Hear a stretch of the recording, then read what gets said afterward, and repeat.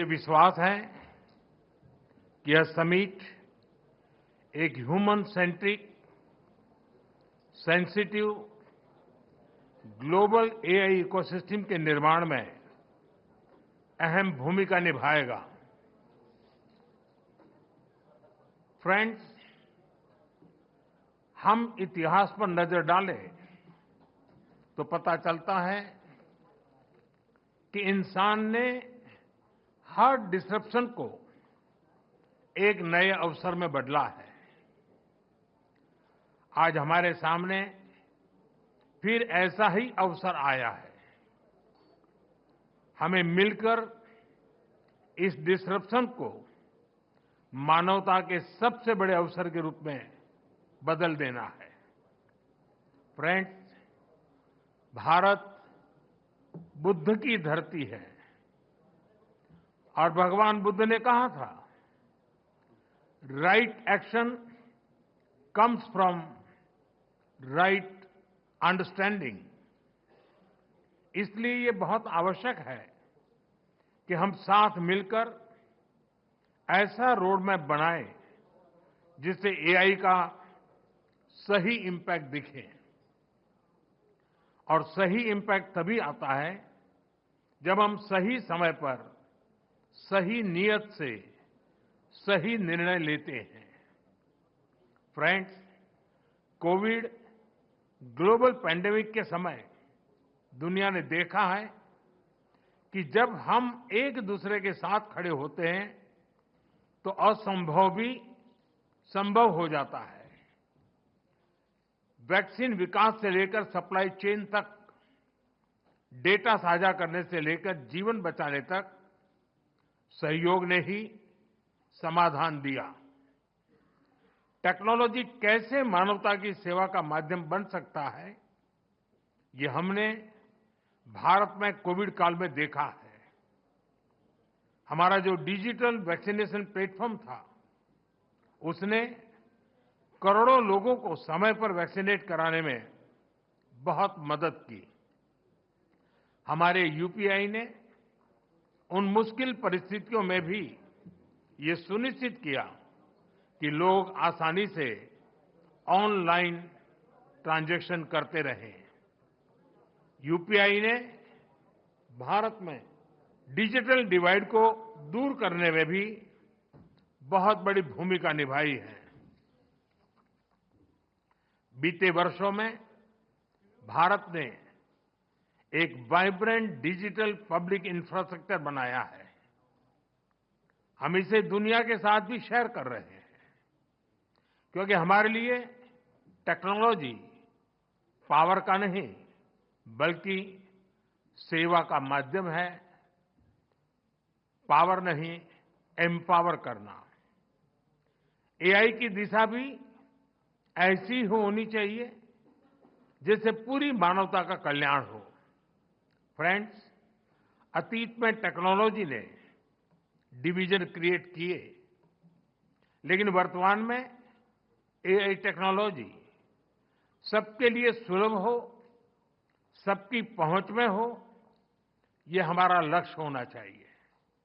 इसलिए आज जब हम एआई के फ्यूचर पर चर्चा कर रहे हैं तो हमें ग्लोबल साउथ की आकांक्षाओं और प्राथमिकताओं को भी एआई गवर्नेंस के केंद्र में रखना होगा।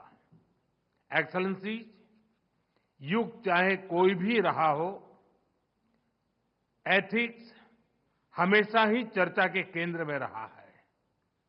अंतर बस इतना आया है कि पहले अनएथिकल बिहेवियर का दायरा बहुत छोटा होता था, लेकिन एआई में इसका दायरा असीमित है, अनलिमिटेड है।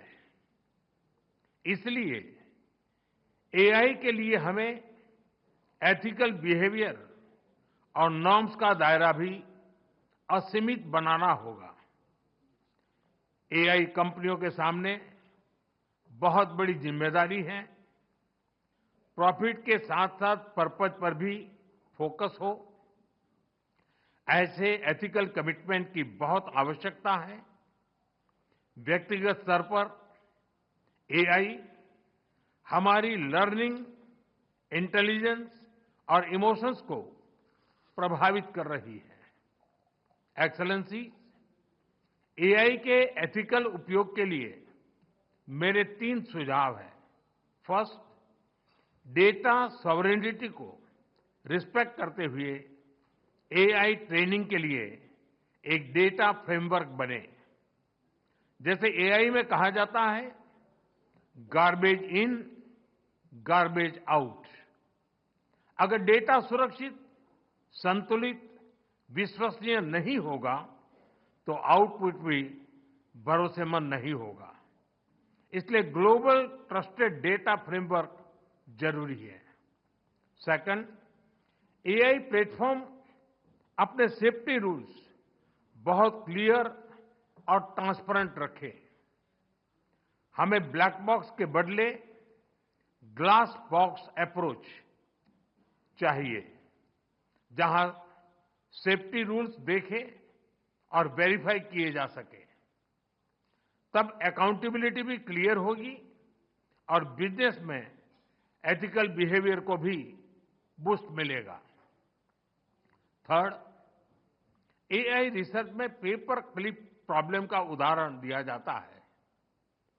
अगर किसी मशीन को सिर्फ पेपर क्लिप बनाने का लक्ष्य दे दिया जाए तो वह उसका एक काम के लिए दुनिया के सारे रिसोर्सेज को दांव पर लगाकर भी वही काम करती रहेगी। इसलिए एआई को क्लियर ह्यूमन वैल्यूज और गाइडेंस की जरूरत है। टेक्नोलॉजी पावरफुल है, लेकिन डायरेक्शन हमेशा मानव ही तय करेगा। फ्रेंड्स, आर्टिफिशियल इंटेलिजेंस, एआई की ग्लोबल जर्नी में एस्पिरेशनल इंडिया एआई की बड़ी भूमिका है और अपने इस दायित्व को समझते हुए भारत आज बड़े कदम उठा रहा है। अपने एआई मिशन के माध्यम से आज भारत में 38,000 जीपीएस मौजूद हैं और अगले 6 महीनों में हम 24,000 जीपीयूज और लगाने जा रहे हैं। हम अपने स्टार्टअप्स को बहुत ही अफोर्डेबल रेट्स पर वर्ल्ड क्लास कंप्यूटिंग पावर उपलब्ध करा रहे हैं। हमने एक एआई कोष भी बनाया है। इसके माध्यम से 7,500 से अधिक डेटा सेट्स और 270 एआई मॉडल्स को नेशनल रिसोर्स के रूप में शेयर किया गया है। फ्रेंड्स, एआई को लेकर भारत की दिशा स्पष्ट है, भारत का विचार स्पष्ट है। एआई पूरी मानवता की भलाई के लिए एक शेयर्ड रिसोर्स है। हमें मिलकर ऐसा एआई फ्यूचर बनाना होगा जो इनोवेशन को आगे बढ़ाए, इंक्लूजन को मजबूत करे और ह्यूमन वैल्यूज का समावेश करके आगे बढ़े। जब टेक्नोलॉजी और ह्यूमन ट्रस्ट साथ साथ चलेंगे